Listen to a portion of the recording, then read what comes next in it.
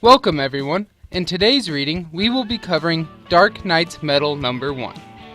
Dark Knight's Metal and all of the characters featured in it are property of DC Comics. This issue is currently available digitally and in a comic shop near you.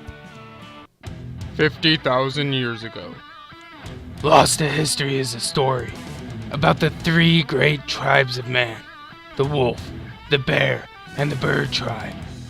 They shared a great dream of discovery, but soon a 4th tribe rose, one twisted, and with it rose the Age of Metal. Modern day. Behold, the Justice League. Mongol taunted the League. They stood below him in a gladiator-like arena. This doesn't make any sense. Mongol was kept under watch by the Braillians. How did he build a new war room? Batman growled up at the warlord as he and the rest of the League waited to see what torment he planned for them. Mongol played to the crowd and bragged about how the Justice League was brought low by the very armor he strapped to them. Each piece of armor was specifically designed to cancel the Justice League's abilities. And now, what will they battle, Toy Man? Mongol turned towards a hostage seated next to him. The Toy Man explained that they would be fighting Fulcrum Abominus. I love it. Several robots sprang into the arena. There was a machine for each member of the League. Wonder Woman called the League into formation as they attempted to fight back the Toy Man's creation. Cyborg, can you hack them? Cyborg barely managed to answer Batman before he was blasted down. The machines were unhackable. The League struggled to fight back against the machines without their powers. As Wonder Woman called out another formation, Batman had an idea. Batman, what are you? Playing a hunch. Follow my lead. As one of the machines stepped forward to eat Batman, he reached into its throat to a button with the bat symbol on it. As Batman pressed the button, the machine engulfed his arm. Help him, Aquaman, or he'll need your old harpoon hand. No, I said follow my lead.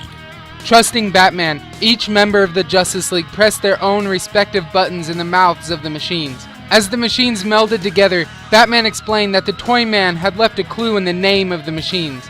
Abominus meant to defy things, and Fulcrum meant to come together as one. As Mongol tried to get away, the Flash asked, why was he the Foot? So you can kick his... As the Justice League flew back to Earth, triumphant over Mongol, Superman began to question Batman. Batman, what you said about the Braillians. You were right. They wouldn't let Mongol escape unless something big was going down. Does this have something to do with why you came to my fortress, or what happened in the cave? Batman rested his chin in his hand, but he didn't answer. Bruce. Batman cut Superman short to respond to Alfred. I'm afraid you'll have to see it for yourself. In Gotham City. The Justice League stood before a giant mountain that now stood in the center of Gotham City. Wonder Woman tried to comfort Batman. There were no signs that this was going to happen. There are always signs. As they investigated the mountain, Green Lantern and Cyborg discovered a strange energy signature waving off of it. The Flash began to run around the mountain after Superman declared it hollow. The Flash stopped before a door with a strange symbol on it. I tried to look up the symbol, but it keeps coming up unknown. The League entered into the mountain. They were shocked to see that it contained a laboratory. Deep into the heart of the laboratory was a large metal pod. There are people in there. 5 of them. They're alive. Don't open it. You need to know what's going on first. Cyborg moved towards another container in the room.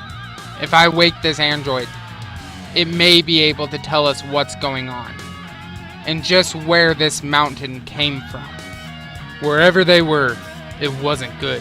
Green Lantern pointed to writing on the side of the cryo chamber. Stop! The Justice League spun around, ready to defend themselves. Stand down. Batman walked forward to explain that this was Lady Blackhawk, the leader of a covert anti-apocalyptic task force. As Batman questioned why they should listen to anything that Lady Blackhawk had to say, she removed her mask to reveal that she is Kendra Saunders, and that this mountain was the first shot in a full-scale invasion. In the South Pacific. Led by Kendra Saunders, the Justice League traveled to Black Hawk Island. You mentioned an invasion, Kendra. Why are we here? Kendra explained that Black Hawk Island was their only hope.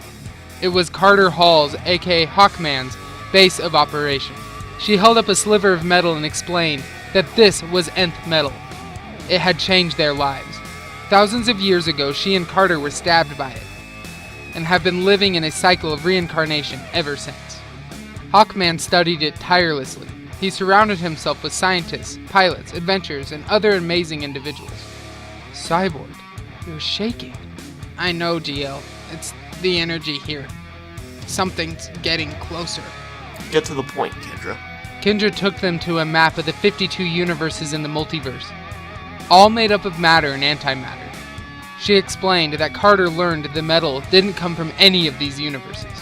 That's all there is. It had to come from one of them. Kendra turned the map over, stating unless it came from the dark multiverse. She explained that they discovered that there was a third substance that made up the multiverse, dark matter. It was from this dark multiverse that Barbados had sent forth the metal. But it wasn't Barbados' name she was afraid to say in the mountain. Barbados could only come to our multiverse through a human who had been treated with the 5 divine metals. This wagon would be the doorway, and wagon was the root of the name Wayne. Batman was the doorway. Bruce, please tell me this wasn't what you were investigating? Kendra and the Blackhawks moved forward to arrest Batman when the android Red Tornado awoke from his hibernation. You opened the door. I warned you. The Justice League jumped to fight off Red Tornado's attack. As they did so, Kendra looked around to see that Batman and the nth metal were gone.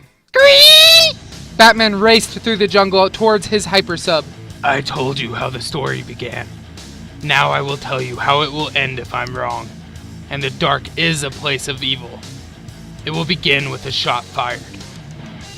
Then, those treated with the nth metal will see visions of the dark energy, and the army already on its way. In the Batcave. Batman sat, examining the nth metal. Alfred begged him to tell the Justice League where he was, and share his findings. Batman refused. Sir, look up. Something is happening. And if Wayne is treated with the metals by the agents of Barbados, then there will be no running for any of us. It's like a humming, like a tuning fork. Batman followed the humming to his study. Barbados has been preparing for this ever since he saw Wayne in the final moment of a great crisis. If you are reading this, then his second crisis is here. I leave this journal for you, the family I trust most. Turn from the dark bat tribe to the bird tribe, the house of Wayne. I leave this to tell you I'm sorry. I'm sorry I was wrong. I hope you never read this. Now I venture into the dark, explorer, detective, proud member of the bird tribe. Batman reached down into a glowing bat symbol in his study. Carter Hall's journal. So this is all real. Yes, Batman. I am the dream of the endless. I come to tell you that this nightmare is just beginning. I hope you all enjoyed Dark Knight's Metal number 1. If you did, please hit that like button so we know to keep bringing these stories to you. Make sure to subscribe and turn on notifications so you know when we upload our next story. If you want to know what happens next in Dark Knight's Metal, the story continues in Dark Knight's Metal number 2. Thank you all for watching. Barbados, Barbados, Barbadars, Barbados, Barbados, Barbados, Barbados, Barbados, Barbados, barbecue, barbecue ribs, barbecue sauce, delicious.